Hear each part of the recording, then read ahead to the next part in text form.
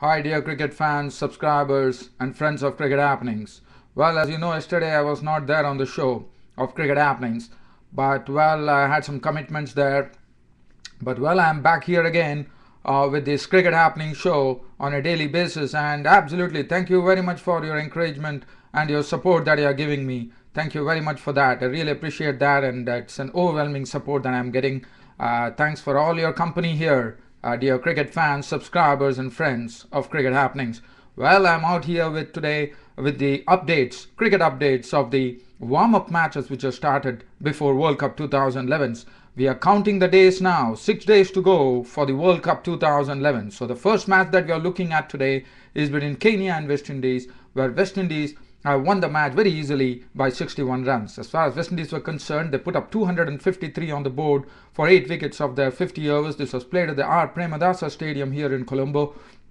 And for West Indies, well, ramnaresh Sarwan, making his comeback into the West Indian team, had a good run there. He was run out for 123 of 125 deliveries, 11 fours and 5 sixes, and some another contribution coming from I suppose it was Dwayne Bravo, who made 54 of 56 balls with 6 fours and 1 6. 253 for 8.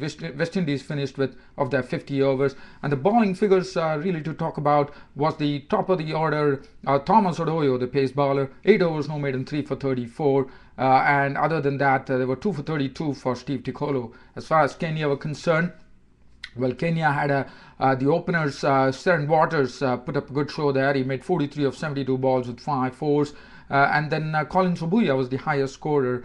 He made 68 of 105 balls with 4 fours and 2 sixes. And other than that, they lost this match by 61 runs to West Indies, 192 all out Kenya. And for West Indies, Andre Russell, the pace bowler, bowled splendidly. 10 overs, 2 maidens, 4 for 43 was his figures. And 3 for 23 for Kema Roche, the express pace bowler from West Indies. Well, now the next match we are looking at is between Netherlands and Sri Lanka. Netherlands and Sri Lanka played a match at the Sinhalli Sports Club ground here in Colombo.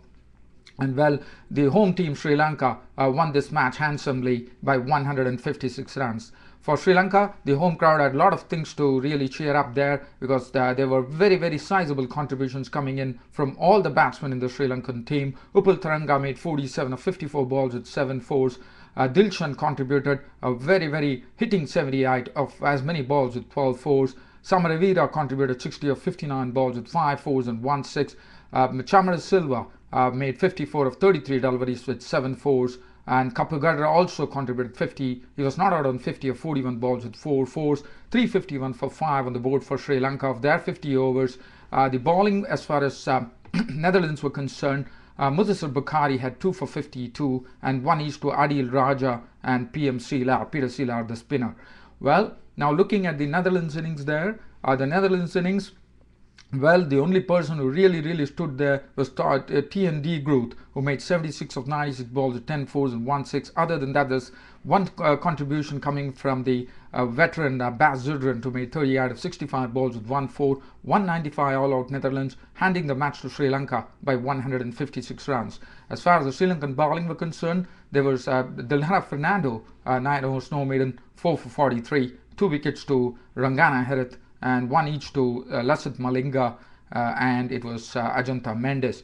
Now, the next match that we are looking out here is the match between Bangladesh and Canada. Well, Canada were beaten raw and square here, because Canada didn't put up a good score on the board. They just put 112 on the board. Ashish Bagai, the captain, was the highest scorer with 30 of 66 balls with 2 fours.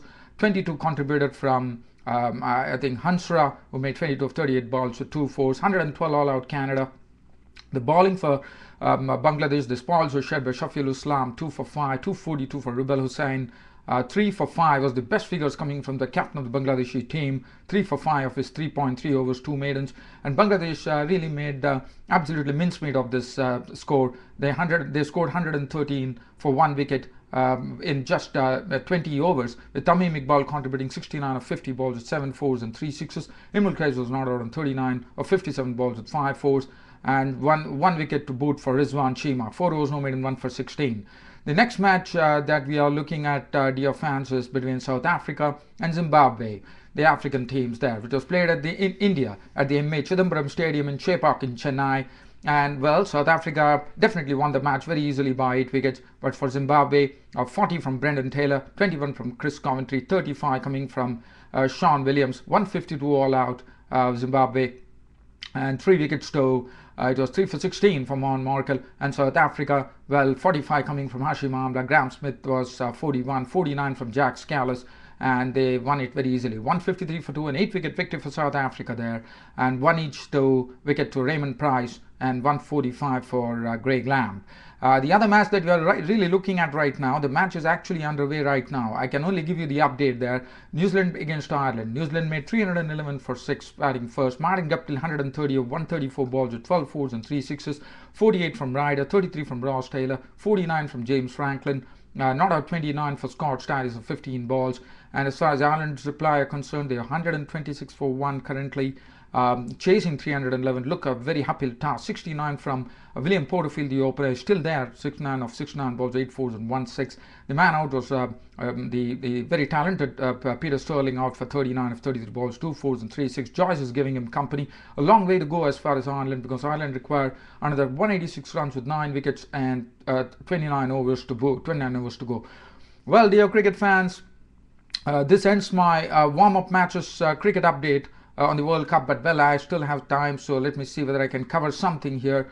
Well, nothing much. Rankin had 2 for 62, 1 for 55 for 2 for 62 for Johnston, 1 for 55 for Rankin, 1 for Botha, and 1 for Peter Sterling. Ireland, as I said, requiring another 186 runs with 9 wickets and 30 overs, 29.1 overs to be precise, still to go.